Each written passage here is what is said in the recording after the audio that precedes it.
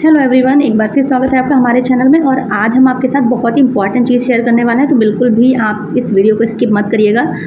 CTET जुलाई का सिर्फ 1 महीना मान के चलिए अब बचा हुआ है, क्योंकि 1 महीना ही मान के चलिए अब बचा हुआ है। तो जिन लोगों ने अभी भी तैयारी नहीं शुरू की है, जैसे कि कुछ होता है कि सीडीपी में बहुत सारे चैप्टर्स हैं, आप सब एक तरफ से पढ़ने लगे हो, आपको नहीं पता है कि हर साल जो क्वेश्चंस आते हैं किस चैप्टर से क्वेश्चन सबसे ज़्यादा पुटअप हो रहे हैं, कौन सा चैप्टर बहुत इंपॉर्टेंट है। हिंदी और जो 5 सब्जेक्ट होते हैं, हिंदी है, संस्कृत है, इंग्लिश है और सीडीपी है, ईवीएस है, मैथ है। तो सारे चैप्टर से तो जाहिर नहीं बात है कि सारे चैप्टर ही इंपॉर्टेंट होंगे। कुछ चैप्टर हैं बहुत ज़्यादा इंपॉर्टेंट होंगे, कुछ चैप्टर थोड़ा कम इंपॉर्टेंट होंगे। मतलब कुछ चैप्टर को अगर आप हल्का फुल्का भी पढ़ लेते हो तो भी आपका काम चल जाएगा। तो मैंने ये लिख के रखा था कि सबसे ज़्यादा क्वेश्चन कौन से चैप्टर से पुटअप होते हैं, किन किन चैप्टर से पुटअप होते हैं। तो मैंने यहाँ पे सीडीपी का रख रखा था और हिंदी का बना के रखा था और मैथ्स के मैंने बना के रखे थे, और ये मेरा ईवीएस का हो गया। तो मैं वो आपके साथ शेयर करूँगी आज।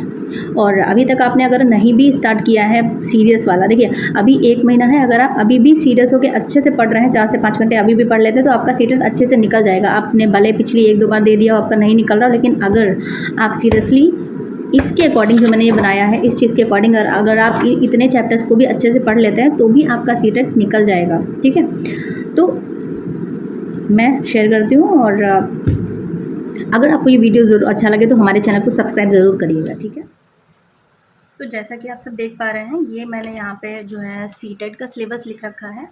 और ये पता नहीं कैसे मैंने इसको मैनेज किया है, ये फ़ोन ऐसे ऊपर करके वो मैनेज नहीं हो रहा था।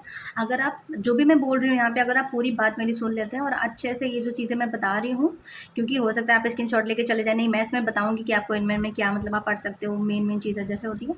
तो अगर आप ये अच्छे से वीडियो देख लेते हो और अच्छे से अगर इतनी चीज़ भी पढ़ लेते हो, तो आप गारंटी मान के चलिए आपका सीटेट अच्छे से निकल जाएगा। और प्रीवियस ईयर अगर आप कर लेते हो तब तो बहुत ही अच्छा, मतलब चांसेस ही नहीं बचते कि आपका जो है सीटेट नहीं क्लियर हो। तो पहले हम बात करेंगे यहाँ पे सीडीपी की। ये इसमें इंपॉर्टेंट चैप्टर्स मैंने रखे हैं अकॉर्डिंग टू नंबर्स। ठीक है, तो विकास की अवधारणा, जैसे सीडीपी में विकास बहुत ही एक इम्पॉर्टेंट चीज मतलब चैप्टर है, विकास की अवधारणा एवं इसका अधिगम से संबंध। तो अगर आपने बुक ले रखी है, मतलब आप अगर सीटेट की तैयारी करो तो कहीं से तो पढ़ ही रहे होगे, अपने यूट्यूब से पढ़ रहे होगे या फिर बुक से पढ़ रहे होगे, तो वहाँ पे भी आप डाल के ये सारे चैप्टर्स आप अच्छे से सिर्फ आप देखेंगे तो कुछ लोग तो 10-10, 15-15 मिनट की भी वीडियो डालते हैं, लेकिन आप ये नहीं है कि आपने विकास की अवधारणा का चैप्टर डाला और 2-3 लोगों का देख लिया, फिर आप और कंफ्यूज हो जाएंगे। अगर आपने एक किसी का देखा है तो उसी का आप कम से कम एक वही वीडियो 3-4 बार देखिए, तब आपको प्रॉफिट होगा। ये नहीं कि आप 4 वीडियो अलग अलग विकास की देख रहे हैं, उससे आपको कुछ भी नहीं होगा, आप और ज़्यादा कन्फ्यूज होंगे और उससे रिलेटेड क्वेश्चन पूछे जाएंगे, शायद वो भी आप नहीं कर पाएँ। तो विकास की अवधारणा एवं इसका अधिगम से संबंध और बाल विकास के सिद्धांत आपको पढ़ने हैं। इसमें देखिए इनके 3 क्वेश्चन आएंगे, यहाँ पे मैंने मैक्सिमम लिख के रखे हैं, तो आप मान के चलिए 2 से 3 क्वेश्चन इसमें आपके ज़रूर आ जाएंगे। तो ये आप चैप्टर वाइज आप बुक से या कहीं से भी डाल के आप पढ़ सकते हो। विकास की अवधारणा एवं इसका अधिगम से संबंध, ये इसके 2 क्वेश्चन पूछे जाएंगे। सामाजिकरण की जो प्रक्रिया होती है इसमें मोस्टली पूछे जाते हैं, जैसे कि प्राथमिक समाजीकरण, मतलब बच्चे का समाजीकरण होता है, तो प्राथमिक घटक कौन से हैं और द्वितीयक घटक कौन से हैं। तो प्राथमिक में फैमिली आ जाती है, द्वितीयक में जो है हमारा स्कूल, ये चीज़ें आ जाती हैं। ये इसमें क्वेश्चन तो ज़रूर पूछे जाएंगे, 2 से 3 क्वेश्चन आपको यहाँ से पुटअप होने ज़रूर मिलेंगे। आनुवंशिकता एवं वातावरण का प्रभाव, कि मतलब आनुवंशिकता और वातावरण का जो है किसी बच्चे के विकास पे क्या प्रभाव पड़ता है, यहाँ से एक क्वेश्चन जरूर पूछा जाएगा। और कभी कभी 2-3 क्वेश्चन भी पूछे जा सकते हैं, क्योंकि यहाँ से क्वेश्चन पेडागोजी के भी बन जाते हैं, तो 2-3 क्वेश्चन हो जाएंगे। पियाजे वाइगोत्स्की कोहलबर्ग, ठीक है, जो मैंने ये चीज़ देखी है, नोटिस करिए, जो पहले चीज़ें होती है जैसे 2014 है, 2015 है, 2016, यहाँ पे कम से कम 6 से 8 क्वेश्चन भी पुटअप हुए हैं इन तीनों चीज़ों से।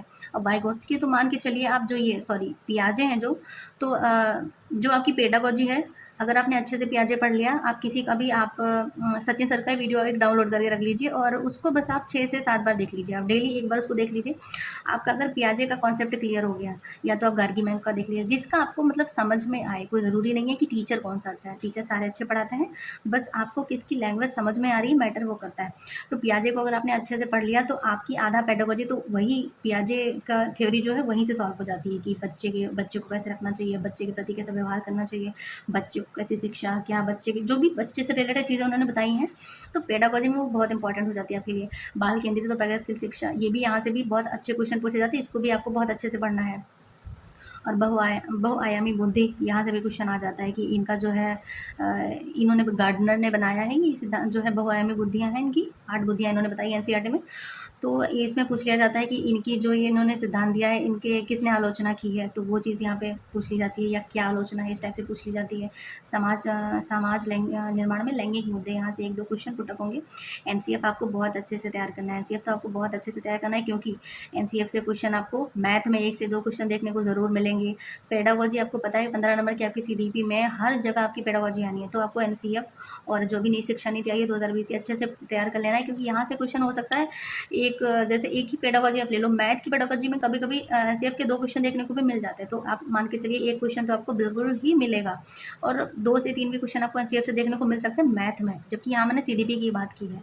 तो जो ये पेडागोजी से रिलेटेड चीज़ें हैं, पेडागोजी में 1 से अधिक क्वेश्चन यहाँ पे मैंने लिख के रखा है कि पूछे जाते हैं।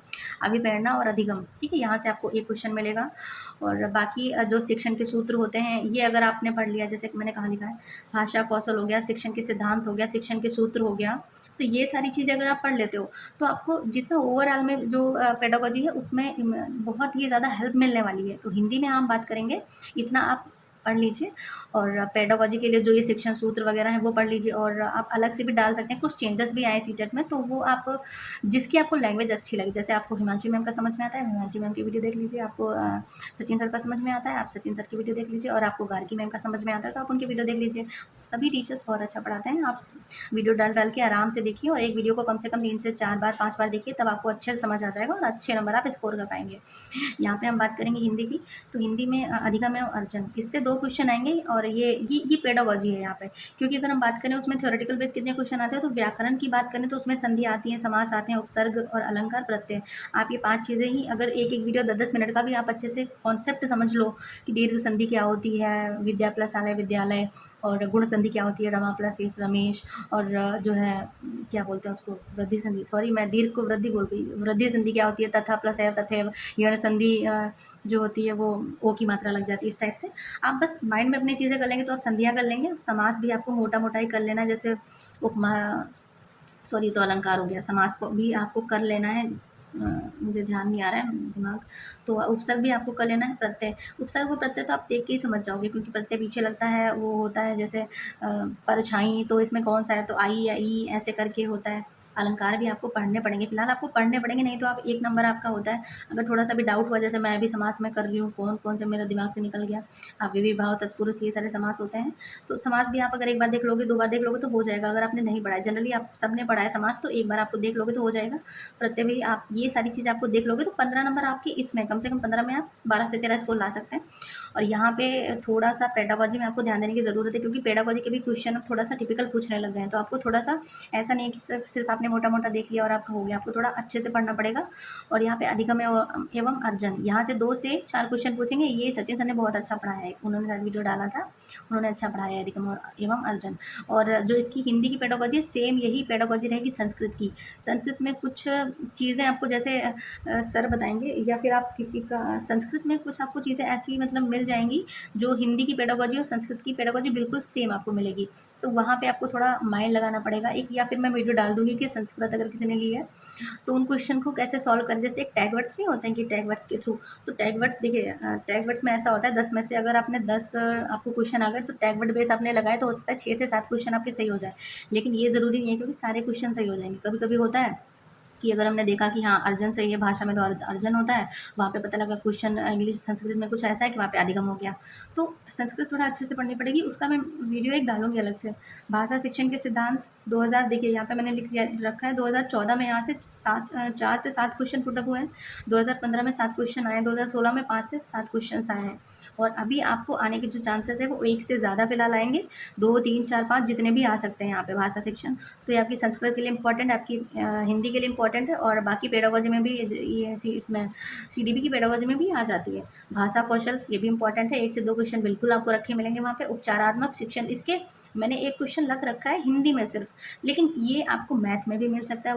उपचारात्मक शिक्षण आपको ये सीडीपी में भी मिल सकता है, और आपको ये ईवीएस में भी मिल सकता है, ठीक है, ये क्योंकि पेडागोजी में आता है, और पेडागोजी किसी में भी आ सकती है। पेडागोजी का मतलब होता है शिक्षण, मतलब शिक्षण प्रक्रिया, बच्चे को जिस तरह से ट्रीट कर रहे हैं, कैसे पढ़ाना है, वो चीज़ माइंड में रख के जो है ये चीज़ होती है। जैसे शिक्षण क्या उसको बोलेंगे, एक सही शब्द नहीं मुझे मिल रहा है।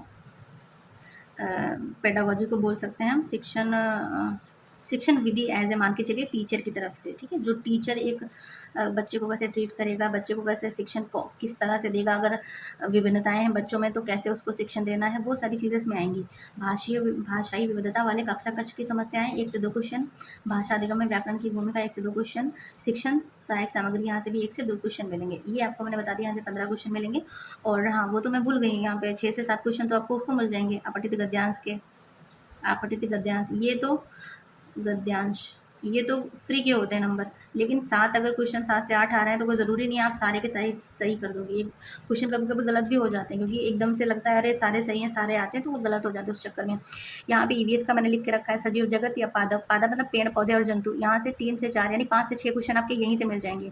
आप डालिए का टॉपिक, या फिर अगर आपके पास एनसीईआरटी आप कर रहे हो तो बहुत ही अच्छी चीज़ है, नहीं तो आप यूट्यूब से भी कर सकते हैं। देखिए जो लोग पहले से पढ़ रहे हो ना उनके लिए मैंने नहीं बता रही हूँ, क्योंकि वो मेरा वेट नहीं कर रहे होंगे किसी वीडियो का। जिन जैसे कुछ लोग होते हैं जिनको नहीं पता होता है प्रॉपर, वो पढ़े जा रहे हैं कि कौन सी ज़्यादा चीज़ें पढ़नी है कुछ, तो उनके लिए वीडियो है। आप इतना भी अगर प्रिपेयर कर लेते हैं, ठीक है, अच्छे से, तो आपका निकल जाएगा। भोजन, बीमारियां और स्वच्छता, कृषि, रेशे, मृदा, यहाँ से 1 से 2 क्वेश्चन, यहाँ से 2 से 3 क्वेश्चन। खेलकूद है 1 क्वेश्चन यहाँ से पूछे जाएंगे। प्राकृतिक आपदाएं, वन संरक्षण 1 से 2 क्वेश्चन।